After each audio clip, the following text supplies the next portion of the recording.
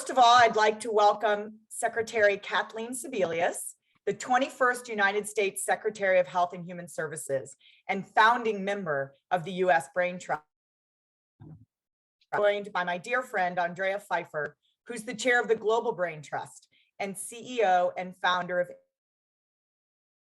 They're both going to provide us with some short opening remarks.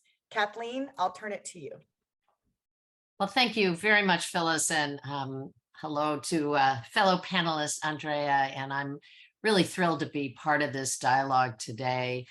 I think it's important to think about what Phyllis just laid out. Women should be at the front of this discussion. We're unfortunately at the front of the disease, and we often are, if not patients ourselves, caregivers, and we are outliving our male spouses and partners, so that the likelihood of dealing with some of these issues is really important. So women to take prevention seriously, to look at the new data around how to age healthy ways, how to take advantage of what we know about is really, really important. And having this global dialogue is extraordinarily important. So we share information with sisters across the globe and make sure that we are sharing with communities often who are marginalized and don't have access to regular information.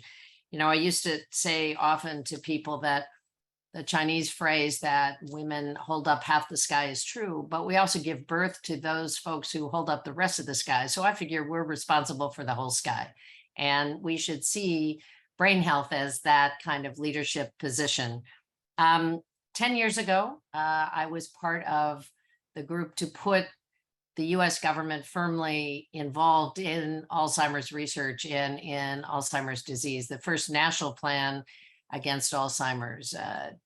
10 years later, even though it sometimes seems halting, there is a lot that has been done, a lot of progress made, significantly more clinical trials, significantly more money into research, opportunities to raise public awareness. And most importantly, I think in 2021, the addition of a sixth goal to the National Alzheimer's Plan, which deals directly with prevention and brain health. There are things that we can be doing, and to recognize that as a national cause and to bring in the public awareness around that issue is so important. So I'm looking forward to the dialogue with really important experts and scientists. I think that there is a lot of sharing that we can do, and also some optimism about hope for the future and opportunities that we can take advantage of. Thank you, Kathleen. It's such an honor to be today with you, because when I was sort of starting my career in neuroscience, coming from cancer, I really looked at this NAPA and saying, wow, this is really impactful. It will change our way, how we diagnose and hopefully treat Alzheimer at 2025. And this is always around everything I'm doing. It's a daily motivation that this might happen. Maybe it will. So I think what was so important that there were a clear plan. There were 5 points which you want to address. It was in particular important that we don't forget over all the research and innovation in clinical studies the patient. Because at the end of the day, it's the patient care and this helplessness, which is I experience every day when we talk to patient. What do I do? What is possible? How can I better be diagnosed? So it's the patient aspect which is very important. Let me add one more thing. When I was thinking about our conclusion of this dialogue, what are we missing? And I think the awareness, and this is again a point, 1 of the 5, is still not there.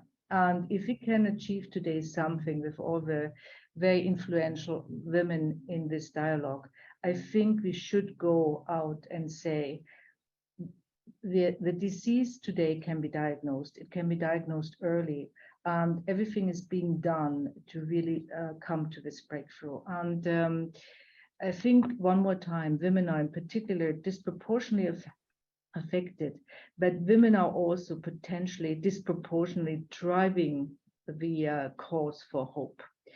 And if I start already with that, I think it's so important because that we give this aspect of hope. And I think in this respect, to have today diagnostic tools which can identify the disease early, which potentially opens prevention. And this is what we want to do, because once the disease has developed symptoms, we cannot do very much. So to really look into prevention, how we can achieve that over next years is something which is extremely important. And with that, I just thank you so much for what you have done in your function as Secretary of Health and Administration. I mean, your work has been recognized worldwide. I can assure you it has been recognized in Europe. It's one of the standard, I wouldn't call it dictionary, but a standard work which we look up when we are trying to actually establish plans. And since last night, it's copied.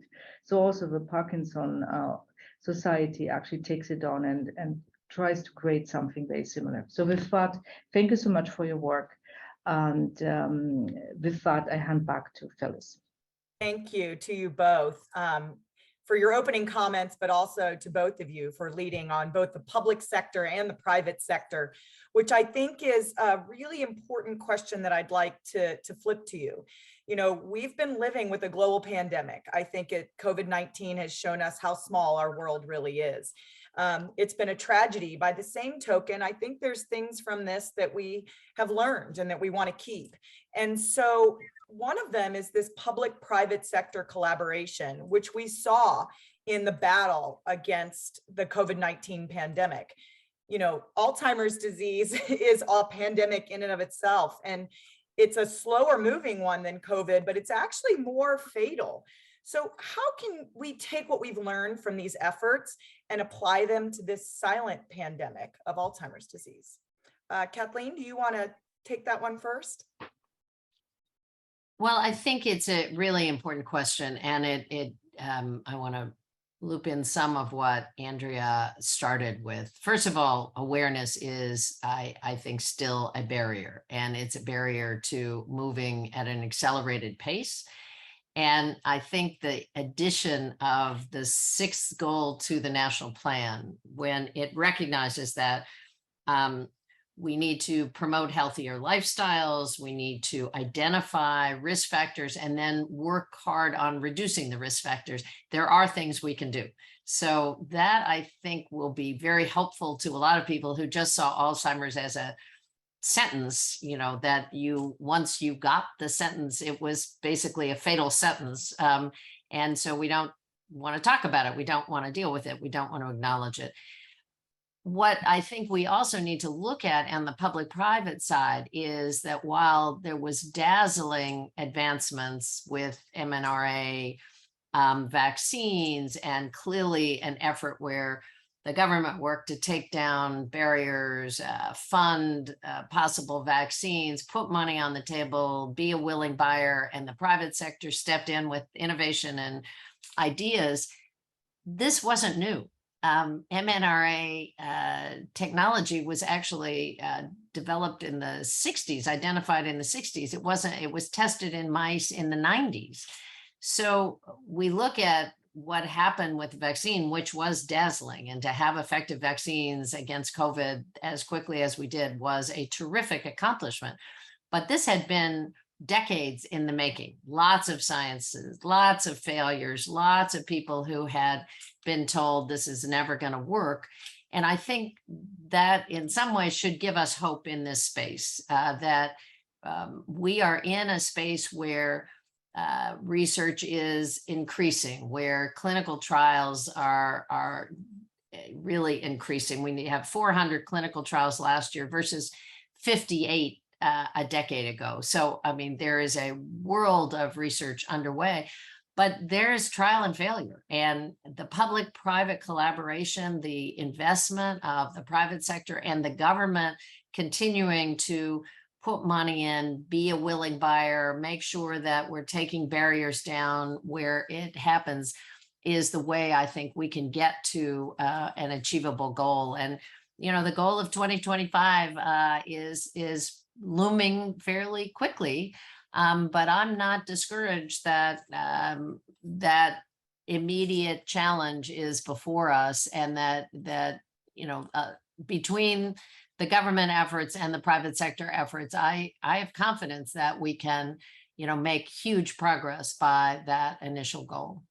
Your analogy of the mRNA vaccine is such a good one, because we do really have that same situation in Alzheimer's disease where, Yeah. it looks like a failure because a study doesn't hit a primary endpoint, but what you learn grows your understanding of the disease exponentially. The problem is those learnings tend to stay with a very small group of people. The scientists, they don't necessarily they're not understood by the community as well. Andrea obviously is an expert in this, sitting as the CEO of a biotech firm that's invested significantly in research here. Andrea, anything you want to add on how we tackle this silent pandemic? Yeah, there is one thing which personally, again, is very intriguing. As you know, the RNA technology was existing, as you rightly said, but it needed the mind of one or two people to actually apply it to the pandemic we had. And what I'm in particular proud and happy about it is being sort of grown up in the two worlds, so America and Germany, was that it was one of few projects where I saw Germany, so the Germans working with the Americans together, creating everything possible, using the government, the Gavi, and everything possible, and in particular to work then with big pharma to assure the distribution, the manufacturing. So it was really a collaboration between private and public, but it was this global approach which made it successful. And this is, for me, one of the most important aspects which we should learn about Alzheimer. Because unless we bring, of course, private and public together, but that we would really take a global approach. And George Vandenberg, who has done so much in the field, I always, when we met the first time, I said, George, I'm ready for everything, but it has to be global. And this is also why this dialogue is a global dialogue, because I believe that there is so much which we can share and must share in order to have this breakthrough.